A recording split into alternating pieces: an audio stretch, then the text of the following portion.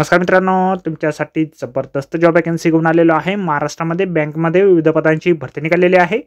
पगार तुम्हाला ठिकाणी 12,000 ते 45,000 रुपयाच्या दरम्यान पोस्ट वाईज दिला जाईल। तुम्ही महिला असाल पुरुष असाल दोघे या ठिकाणी अर्ज करू शकता।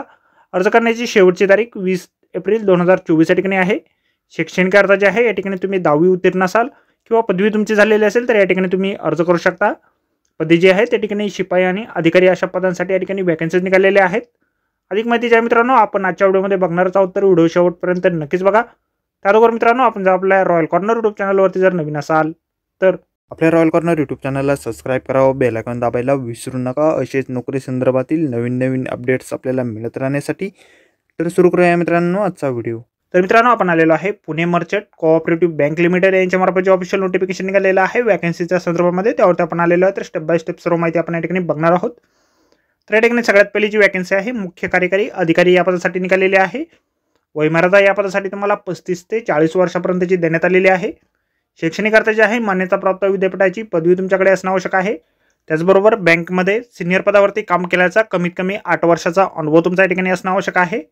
त्याचबरोबर JALLB किंवा CALLB किंवा डिप्लोमा इन बँकिंग आणि फायनान्समध्ये किंवा डिप्लोमा इन कोऑपरेटिव्ह मॅनेजमेंटमध्ये किंवा DCBM किंवा GDC आणि यापैकी उत्तीर्ण किंवा चार्टर्ड कॉस्ट अकाउंटंट असल्याचं या ठिकाणी प्राधान्य तुम्हाला दिलं जाईल।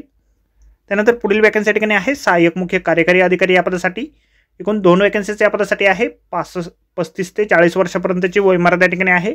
शैक्षणिक अर्थ जे आहे मान्यताप्राप्त विद्यापीठाची पदवी तुमच्याकडे असणं आवश्यक आहे। बँकिंग क्षेत्रामधील अकाउंट विभागामध्ये किंवा कर्ज विभागामध्ये किंवा गुंतवणूक विभागामध्ये कमीत कमी 5 वर्षाचा अनुभव तुमच्याकडे असणं आवश्यक आहे।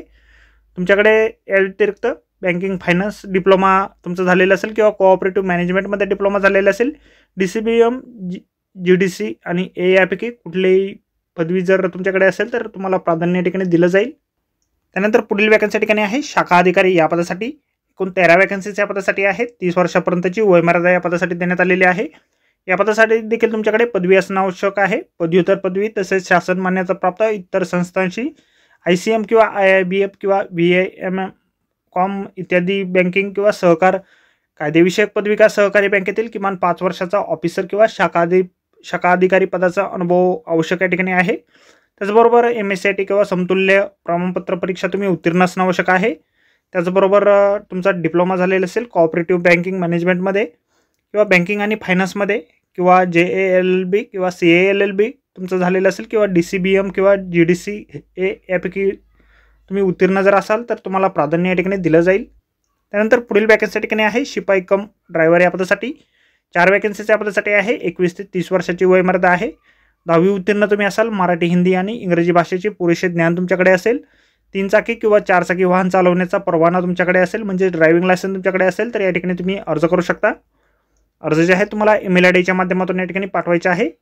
ईमेल ID या ठिकाणी दिलेला आहे। आपल्या व्हिडिओच्या डिस्क्रिप्शनमध्ये देखील हा ईमेल ID तुम्हाला मिळेल किंवा तुम्ही बँकेच्या पत्त्यावरती या ठिकाणी पोस्टाने देखील अर्ज तुमचे पाठवू शकता।